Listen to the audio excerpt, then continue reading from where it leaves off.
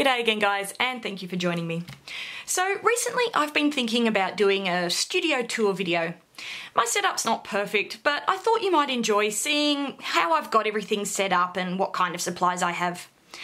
But as I look around this room, I realise it is in a complete disorder. So before I invite you guys around to have a look, I thought I might do a little bit of a tidy up. So this week I started cleaning out some drawers and I came across something a little bit shameful.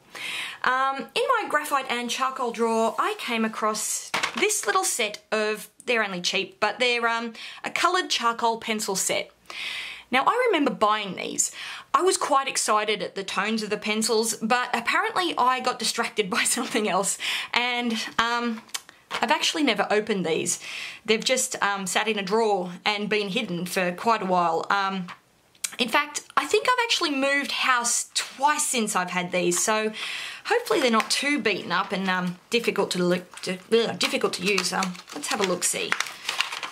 Oh, they actually look pretty nice, don't they? What kind of colours have I got here? I've got a white, I've got a sanguine, that looks quite dark on the end of that pencil. Let's have a look at that.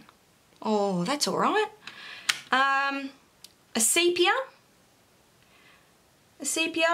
which is, I love a good sepia pencil, and a couple of blacks. I've got 2 hard, 2 medium and 2 soft charcoal pencils.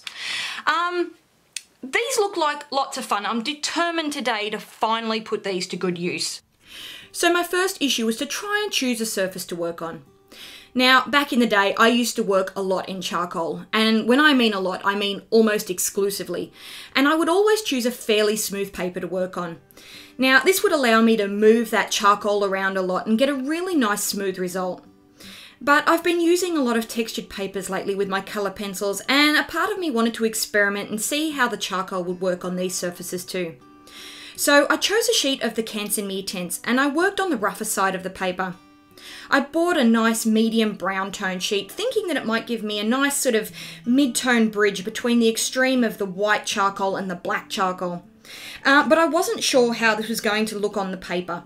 So I cut myself out a little test square and I used each pencil, just seeing how it would sit on the paper, how the colour would look and how they would blend.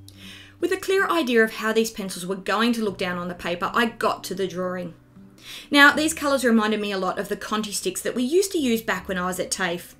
If you haven't used them before, Conti sticks are this really firm, chalky, almost clay-like stick, and they work brilliantly for working on quick studies like life drawing or still life pieces where you've only got a, strict time limit with your subject.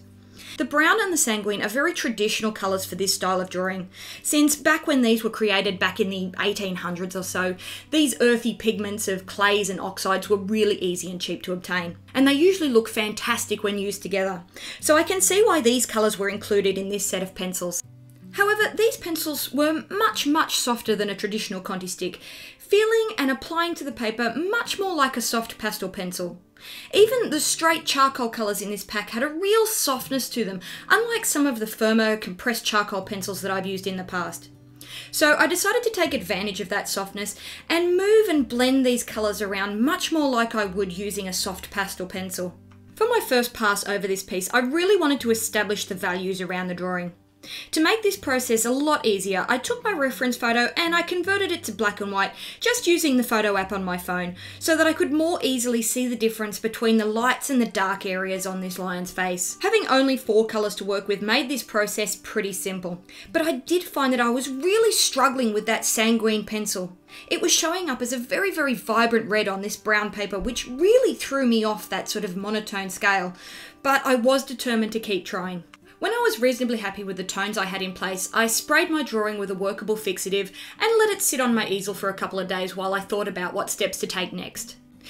Something magical happened when I applied that fixative to my paper.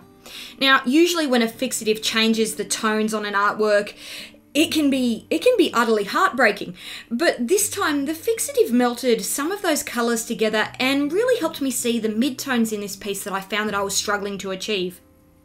I had already wrestled with the idea of using some of my Pitt pastel pencils to bridge that sort of value gap between the white and the sanguine pencil that I was really struggling with, but until I'd seen how the colours changed with that fixative, I really couldn't figure out which colours to use.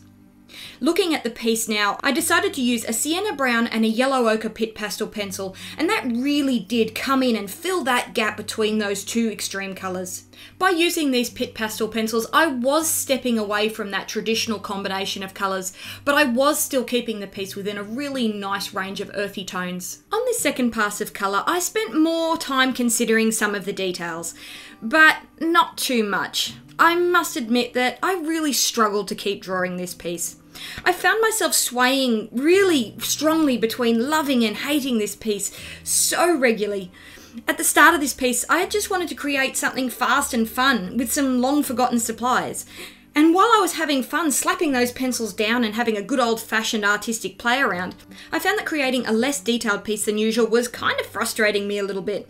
I was enjoying the process, but not so much the results. The main cause of this frustration, I think, was the paper that I chose to use. The texture just kept fighting me and I just kept seeing it through my work. I wasn't enjoying that at all. And that brown was just, it was just way too brown and fighting me against that sanguine pencil that I had. Overall, I just didn't enjoy working on this mi-tients paper at all. I think next time I will try it out on the smooth side just to see if I like that anymore though. Anyway, after about 2 hours of working on this piece, I was ready to call it done.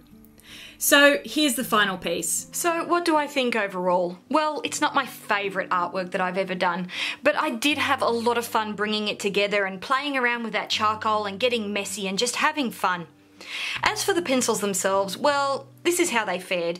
You can see that I went through a fair bit of pencil. It would seem that these guys have been a little bit damaged in the moves, but they were still super fun to use. I feel like I will enjoy creating some sketchier pieces with these in the future, and I'll be keeping them on my desk to make sure that they get used instead of lying forgotten in a drawer ever again. Remember, there's really only one way to waste art supplies, and that's to not use them. As always, I would like to take a moment to thank my patrons.